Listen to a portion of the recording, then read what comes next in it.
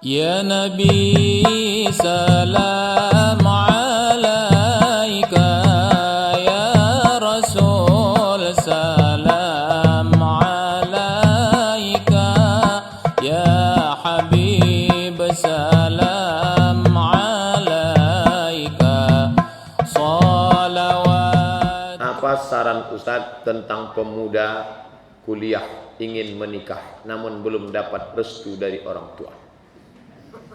Tanam pinang rapat-rapat agar puyuh tak dapat lari. Sudah kupinang tak dapat, kupujuk-pujuk ku bawa lari. Tak boleh. Itu jahiliyah. Tak boleh. Orang tuanya kebetulan mampu. Orang tua perempuan itu pun mampu. Makanya di Mesir dulu banyak kawan-kawan saya itu menikah sambil kuliah. Menikah. Pulang dia, anaknya besar, dia pun juga berhasil. Tapi saya enggak. Saya setelah pulang baru menikah. Jadi kalau orang tua mampu, menikahlah. Tapi kalau daripada kami berzina, ya biar aja kalian berzina, kata saya. Tapi kalau orang tuanya mampu, dinikahkannya. Kalau tak mampu, ya banyak-banyaklah kalian puasa sunat. Man istata'a minkumul ba'a. Kalau kalian sanggup menikah, falyatazawwaj. Menikahlah. Faman lam yastati', kalau tak sanggup, fa alaihi bisawm. Puasalah. Fa innahu lahu wija'. Puasa itu sebagai obat. Puasa Nabi Daud banyak bisa menabung. Puasalah Nabi Daud setahun, bisa kalian menabung. Cukup untuk mahar tahun kedua. Bagaimana caranya meyakinkan orang tua untuk memberi restu pada yang ingin menikah tapi kuliah? Saya tak bisa menghukum generalisir karena beda daerah, beda keadaan, beda kondisi. Ipolexos Budhankam, ideologi politik, sosial, budaya, pertahanan, keamanan. Mungkin untuk kasus si A ini lain, orang tuanya mampu tapi orang tuanya jahil. Yang satu ini orang tuanya tak mampu tapi sebetulnya orang tuanya setuju-setuju cuman tak ada duitnya. Jadi tak bisa main pukul rata. Tengok dulu, ini harus 3 mata kita bicarakan. Kenapa orang tua ente? Saya Pak Ustadz sebetulnya bukan tak setuju. Setuju saya anak saya itu nikah. Duit saya pun ada. Apa tak tahu Ustadz saya ini orang kaya di kampung nih. Sawit saya sejauh mata memandang. Anak saya pun dialah satu-satunya. Terus Bapak kenapa tak setuju? Saya tak mau yang mau dia nikah ini orang Batak. Memangnya kenapa? Kami kan Jawa. Kami emas. Masa langsung jadi tulang? Rupanya alasannya ini. Maka carilah nenek mama, carilah orang yang bisa. Cari siapa ustadz-ustadz yang di sini orang Jawa. Bawa ustadz itu ngomong sama dia. Bawa ustadz itu. Ustadz orang Jawa. Iya, calon mertua saya ini Jawa. Bisa ustadz ngomong sama dia. Biar saya ngomong. Assalamualaikum, pripun kabari apik? Wis perang dino ora teko kene. Wah. Ini sebetulnya calon menantu bapak ini orangnya apik tenan niki, Pak. Aku nih wis pirang-pirang dino konco nih. Mendengar omongan itu luluh hati dia. Kata dia Batak-Batak lah kata dia. Ente pun belajarlah sikit-sikit. Insya Allah dimudahkan Allah. Kalau dia tak dapat banyak yang lain. Bunga bukan setangkai, kumbang bukan seekor. Nanti kita cari. Masalah dapat itu ragu saya. Teman saya ada ikut asuransi, tiap bulan bayar premi 300.000, diwajibkan membayar 4 tahun. Keuntungan yang didapat fasilitas kesehatan ditanggung oleh perusahaan. Jangka waktu 12 tahun, tapi hanya membayar 4 tahun awal saja. Duit bisa diambil setelah 12 tahun dengan besaran tidak bertambah, tidak berkurang. 48 bulan, 300.000, 14.400.000. Teman saya hanya ingin mendapatkan keuntungan fasilitas kesehatan saja. Apakah termasuk riba Pak Ustaz? 3 pendapat kata Syekh Ali Jum'ah. Yang pertama, haram karena ada unsur horror gambling. Yang kedua, boleh karena ada unsur ta'awun tolong menolong. Yang ketiga, lihat dulu perusahaan profit atau non profit. Begitu dalam fatwa muasirah, fatwa kontemporer Syekh Ali Jum'ah, mufti Mesir. Pilihlah antara 3 fatwa itu. Tapi saya condong kepada yang haram, yang melarang. Da'ma yaribuka ila ma la yaribuka. Tinggalkan yang meragukanmu kepada yang tak meragukan. Cuman biasanya jamaah ini nanya sesudah dia daftar, ini yang jadi masalah. Dia cuman mau nyari legalisir aja. Kalau mau bertanya itu sebelum berbuat, bukan sesudah. Saya punya teman dekat, awalnya kami semua hanya berteman, tapi sekarang dia malah berpacaran dengan temannya non-muslim. Sejak itu dia malah terjerumus ke hal yang menyimpang, Pak Ustaz. Kami sebagai teman pun sudah berusaha menasihati dengan cara lembut, tapi tak juga dia tinggalkan. Kami bagaimana tak risih melihatnya. Mohon jawaban Pak Ustaz. Pertama, kalian berkumpul yang ngaji-ngaji itu, duduk dia, yakinkan dia, embargo dia.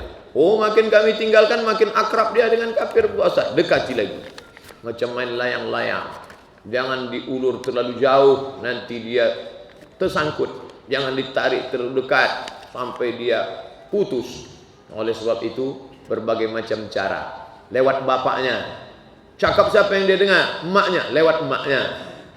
Subsidi orang tuanya diputus. Bapak mensubsidi anak ini. Iya, kalau ente tetap berhubungan dengan si kafir ini, putus APBD bulan ini. Orang kan biasanya takut. Oh, dia mandiri, beasiswanya dapat, dia rajin kerja. Berbagai macam cara. Yang penting selamatkan dia. Banyak orang yang menyelamatkan saudara takut ditabrak truk di tepi jalan raya, tapi tak banyak yang mau menyelamatkan, mau diraih oleh orang kafir. Gak apa-apalah Pak Ustaz, dia kan laki-laki, perempuan itu yang kafir. Laki-laki dekat dengan perempuan kafir murtad gara-gara cinta. Siapa namanya? Tak boleh sebut, tapi orangnya ada, murtad gara-gara cinta. Nauzubillah. Jangan kalian dekati orang kafir. Lan tarda ankal yahudu walan nasara. Mereka tak pernah puas. Sampai kapan? Hatta tattabi'a millatahum. Sampai kalian ikut agama mereka. Nauzubillah. Apa pendapat Ustaz tentang Ustaz Salafi mentahzir Ustaz Adi Hidayat? Tak ada yang aneh. Jangankan Ustaz Adi Hidayat, sedangkan Syekh Qardawi katanya anjing. Iskatul Kalbil Awi, Yusuf bin Abdullah Al-Qardawi. Bukunya ada sama saya download. Qardawi anjing menggonggong. Syekh Yusuf Qardawi dia anjingkannya. Apalagi Adi Hidayat. Saya ini entah babi entah apa kata dia. Dia cuek aja. Dia yang berdosa, amal dia pindah ke saya. Kenapa Ustaz berhenti dari FB? Saya diam tak balas. Jamaah saya tengok kesetanan. Maka saya tutup FB itu. Saya tengok pertentangan sudah sengit. Balas dari sini, balas dari sini, balas. Saya khawatir ada orang yang baru tobat. Tengoknya FB saya, ternyata orang ngaji itu kelahi aja isinya. Akhirnya saya tutup FB itu. Sekarang pindah ke fanpage. Ustaz, mengapa para ustaz salafi mengkafirkan Asy'ariyah? Asy'ari mentakwil. Mereka tak boleh mentakwil. Mesti dipahami sebagaimana teks. Yadullah fawqa aydihim. Tangan Allah di atas tangan mereka. Asy'ari tak mau. Karena kata dia kalau tangan Allah di tangan mereka berarti tangan Allah sama dengan tangan manusia. Maka Asy'ari mentakwil, ditakwilkannya makna tangan Allah itu artinya kuasa Allah. Mereka tak mau, tak boleh mentakwil-takwil. Kalau ente mentakwil berarti ente menghilangkan sifat. Maka ditulisnya lah di dalam bukunya Asy'ari sesat. Siapa yang nulis? Abdul Qadir Jawas dalam bukunya berat atas manhaj salaf. Kata dia, maka saya tulis di buku 37 masalah populer bahwa sahabat Nabi mentakwil, Imam Malik mentakwil, sebelum Imam Malik Abdullah bin Abbas mentakwil, Imam Bukhari mentakwil.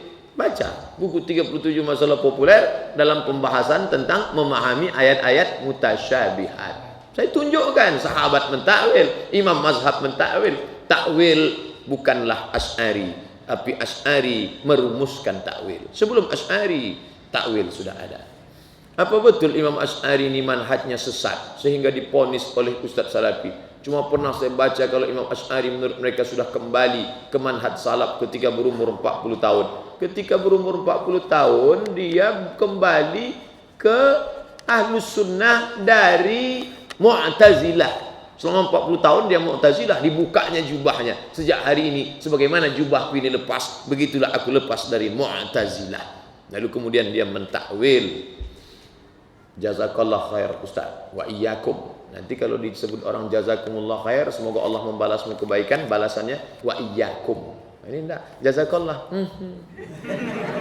Kita pula sebenarnya jazakallah. Wa iyyakum. Wa iyyakum artinya you too, kamu juga. Wa angjo. Sampean podo.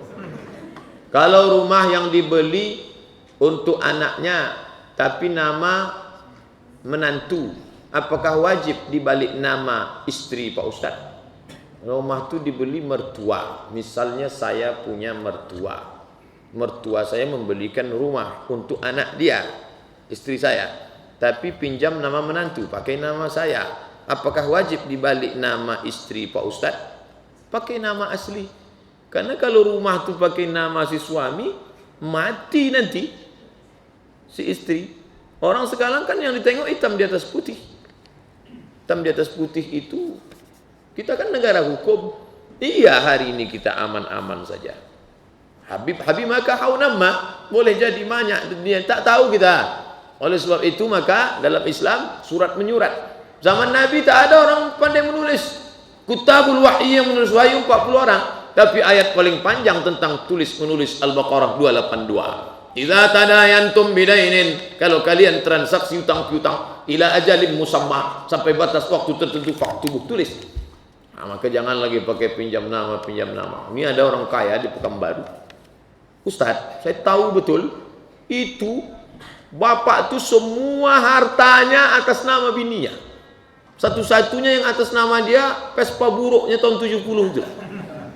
Itu kalau mati dia bahaya. Itu kalau bapak itu meninggal, dibawa ke pengadilan, Vespa itulah dibelah dua. Harta dia semua atas nama istri. Iya, waktu dia hidup istri itu baik. Setelah dia meninggal, stres dia, koslet, urat otaknya, tengoknya berondong, habis. Bukan saya suuzon, dah waspada. Kadar baik, kadar buruk itu datang dari Allah. Apakah pejabat yang korupsi itu telah ditentukan oleh Allah kadar buruknya? Menjadi Cina itu bukan pilihan, itu takdir dari Allah. Menjadi Batak, masuk ke dalam perut orang Tapanuli Utara, itu bukan pilihan. Malaikat tak pernah datang bawa kertas multiple choice. Ente mau jadi apa? Papua. Tak pernah. Maka menjadi orang Papua itu takdir. Tapi menjadi seorang Muslim pilihan. Wa nafsin wa ma sawwaha, demi jiwa dan penciptaannya, fa alhamaha fujuraha, ada jalan fujur, jalan jahat, jalan jelek, jalan hitam, wa taqwaha, jalan baik. Saya diberikan dua pilihan. Ini bir bintang, ini Zam-Zam. Maka saya sedang berada di tengah. Pilihlah. Allah kasih telinga, inna sam'a, pakai telinga, wal basar, pakai mata, wal fuad, otak, hati dan pikiran. Apa kata telinga? Mendengar. Ustaz ceramah, innamal khamru wal maisiru, haram, fajtanibu. Apa kata mata? Menonton di TV. Berapa banyak orang yang mabuk, bertabrakan, mati segala macam. Hati berpikir, hati merenung, otak berpikir, haram. Maka dengan penuh keyakinan saya pun minum air Zam-Zam. Allahumma inni as'aluka ilman nafi'an wa rizqan wasi'an wa shifaan min kulli da'in wa saqamin bi rahmatika ya arhamar rahim. Saya dapat pahala karena saya sudah berjuang memilih yang hak, meninggalkan yang batil. Tak bisa dengan penuh kesadaran saya masa bodoh, tak pakai telinga, tak pakai mata, tak pakai akal, lalu saya minum kamput. Na'udzubillah. Setelah mabuk ditangkap. Kenapa ente mabuk? Tuhan sudah mentakdirkan aku untuk mabuk. Bisa. Allah sudah larang. Innamal khamru wal maisir wal ansab wal azlam rijsun min amali syaitan fajtanibu. Makanya zaman Umar bin Khattab ditangkap itu. Ketika ditangkap pas mau dicambuk, jangan cambuk aku karena Tuhan mentakdirkan aku harus mabuk siang ini. Kata Umar, tambah lagi. Kenapa ditambah? Bonus. Karena dia bicara takdir tanpa ilmu. Ada namanya al-kasbu, ada namanya ikhtiar. Allah berikan kita usaha dan ikhtiar, maka kita memilih. Hidup adalah pilihan, dan setiap pilihan ada resiko yang akan diterima. Dengan penuh kesadaran mengambil uang umat. Ustadz sudah ceramah, ini APBD penduduk Riau 6,5 juta, kita akan makan uang haram, nanti di akhirat kita akan kembalikan itu. Kita cari semua 12 kabupaten kota Riau, cari semua ketika di padang mahsyar. Bolak-balik Ustadz menyampaikannya, masa bodoh. Makanya ada satu neraka khusus, namanya neraka sa'ir, tempat orang yang tak pernah memakai otaknya. Lau kunna nasma'u, andai dulu kami mau mendengar, au naqilu, mau kami berpikir, ma kunna fi ashabis sa'ir, pasti kami tak masuk neraka sa'ir. Pakai, afala taqilun, afala tatafakkarun. Istri sudah dijaga, sudah dikasih makan, sudah diperiksakan ke dokter, ternyata lahir anak cacat. Na'udzubillah. Takdir, terima takdir, jangan salahkan. Ini salah kamu nih, gara-gara jogging-jogging kemarin. Salah kamu nih, gara-gara ngejek-ngejek orang susah. Qaddarallah. Kalau kunci pintu masuk setan adalah kalau. Sekali kalau, gunting, potong. Ada kalau, cabut, masuk ke dalam kotak, kuncinya campakkan ke Sungai Siak. Takdir. Jadi jangan masalah beriman kepada takdir ini, hati-hati. Silap-silap orang menjadi jabariyah. Dia kata dia macam wayang. Aku adalah wayang yang dipermainkan oleh dalang. Kok kenapa tak ke masjid? Tuhan sudah mentakdirkan aku untuk tak sholat siang ini. Ustaz, bagaimana hukumnya keluarga yang sampai sekarang sudah masuk 11 tahun setelah meninggal orang tua, masih memperebutkan dan memperdebatkan masalah warisan? Kenapa tak dibagi? Yang paling cepat harus dilakukan adalah bagi warisan. Setelah tahu jatahnya masing-masing, bahwa dia mau, oh janganlah kita bagi, yang penting kita sudah tahu, tapi surat sudah dapat masing-masing. Kasihan emak tua masih tinggal di rumah, nanti tersinggung ya. Setelah emak meninggal baru kita bagi ya, tapi sudah tahu jatahnya. Jangan sampai tak tahu. Ini kenapa dia tak kumpul? Kumpul lah. Begitu seminggu, 2 bulan, sebulan, kumpul semua. Ahli waris kumpul semua, bicarakan sampai tuntas. Kalau takut berkelahi, panggil ustaz Dr. Mawardi Muhammad Saleh, dudukkan. Bagaimana solusi terbaik dari masalah ini? Dudukkan. Anak pertama, anak kedua, anak ketiga, anak keempat, duduk, laki-laki, perempuan, duduk bersama. Mau dibawa kemana hubungan kita? Ini harta kita ini. Inventarisir, pakai whiteboard. Di mana? Kebun sawit, berapa hektar? 10. Ruko, bagi semua. Total harga berapa? Bagi. Lizzakari mislu azil unsayain. Anak laki-laki dapat 2 kali bagian anak perempuan. Emak masih ada? Ada. Berapa dapat emak? Walakum nisfu ma taraka azwajukum. Kalau istri meninggal, suami dapat 1/4 kalau tak ada anak. Kalau ada anak, suami dapat 1/2 kalau tak ada anak. Kalau ada anak, suami dapat 1/4. Istri dapat berapa? Istri dapat 1/4 kalau tak ada anak. Kalau ada anak, istri dapat 1/8. Bagilah semua. Setelah selesai, tuntas, bagi. Ini kenapa disimpan? Menyimpan api dalam sekam, menyimpan bom waktu yang akan meledak. Dan keluarga akan terus tua dan meninggal. Meninggal satu, makin berkecamuk, ribet, menarik benang kusut. Makin ditarik, makin kusut. Bagaimana cara menyelesaikan masalah tentang masjid yang uang infaknya digunakan pribadi oleh ketua RT yang merangkap sebagai perbendaharaan masjid? Lapor ke Polda, tangkap polisi. Indonesia negara hukum, tak ada tawar-menawar. Lapor ke Polda, tangkap. Malu kita Pak Ustaz? Apa malu-malu? Tangkap. Tak ada tawar-menawar. Pak Ustaz, bagaimana hukum memukuli pencuri hingga babak belur, bahkan sampai meninggal? Ingat, la ta'tadu, jangan melampau batas. Innallaha la yuhibbul mu'tadin. Allah tak suka pada orang yang melampau batas. Waqtuluhum, bunuhlah mereka. Haitsu saqiftumuhum, Sebagaimana mereka membunuh kamu, bunuhlah mereka. Tapi itu atas pimpinan ulil amri. Kalau ada orang mencuri barang milik saya, maka saya lapor ke ulil amri. Bukan saya langsung menghukum. Ada perangkatnya, maka saya tak boleh melampau batas. Ittaquz zulma, takutlah perbuatan zalim. Inna zulma zulumatun yaumal qiyamah. Kezaliman akan menjadi kegelapan pada hari kiamat. Ada pula tulisan I love UAS. Kalau laki-laki boleh dibalas. Balasannya kalau ada orang mengatakan inni uhibbuka fillah, aku cinta kepadamu karena Allah. Sesama laki-laki, jawabannya ahabbakallahu fima ahbabtani. Semoga Allah mencintaimu sebagaimana cintamu karena iman. Tapi kalau perempuan, na'udzubillah. Tolong bacakan, jelaskan doa tentang terhindar dari fitnah Dajjal sebelum salam. Fil alamina innaka hamidum majid. Cukup.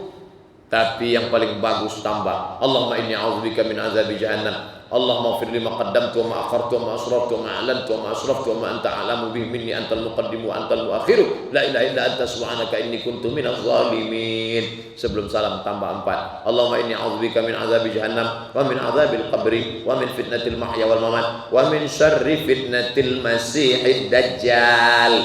Jauhkan aku dari Dajjal. Dajjal itu apa Pak Ustaz? Al-Masih Dajjal. Kenapa ada masih di pangkalnya? Karena dia mirip macam Al-Masih. Berarti dia bukan raksasa, bukan nenek gergasi. Jangan bayangkan dia macam Hulk, celananya robek-robek. Tidak, dia manusia macam Isa. Nabi melihat rambutnya basah macam Nabi Isa. Tapi dia Dajjal. Baik kata dia buruk, buruk kata dia baik. Tapi banyak orang tertipu. Bagaimana supaya kita tak tertipu? Lakukan 3. Hafal 10 ayat di pangkal Al-Kahfi. Baca Al-Kahfi malam Jumat. Sebelum salam baca 4. Nanti andai dia datang, Allah jaga kita sehingga kita bisa terpelihara. Jangankan Dajjal yang asli, cucu Dajjal sekarang datang banyak yang terpukau. Ahok itu cucu Dajjal. Banyak orang terpukau. Tuh. Saya bertanya tentang istri yang hamil, begitu banyak larangan, tak boleh sembelih hewan, bunuh binatang. Apakah ada hadisnya? Tak ada hadisnya. La haula wala quwata illa billah. Kalau sampai kita yakini gara-gara itu, maka ada kekuatan selain kekuatan Allah. Kalau sampai kita yakini gara-gara batu ponari masuk ke air ini, berarti ada kekuatan di batu ponari. Berarti rusak akidah. Begitu juga ini. Gara-gara engkau ini kemarinlah maka begini. Hukum sebab akibat. Di mana Allah? Berarti Tuhan tak ada. Tak ada Tuhan. Tak ada Allah Subhanahu wa taala. Rusak akidahnya. Itulah menyebabkan dia terjerumus dalam keadaan musyrik. Musyrik artinya menduakan Allah. Ada kuasa lain selain kuasa Allah. Kalau dipotong ini akan begini. Kalau dibunuh ular akan begini. Bahwa kita tak boleh bunuh binatang ya. Tak boleh kita menyiksa binatang. Tapi gara-gara itu terjadi perkara ini, itu tak betul, rusak akidahnya kepada Allah Subhanahu wa taala. Ya Muhaimin ya salam, salimna wal muslimin. Ya Muhaimin ya salam, salimna wal muslimin. Bin nabi khairil anam wa bi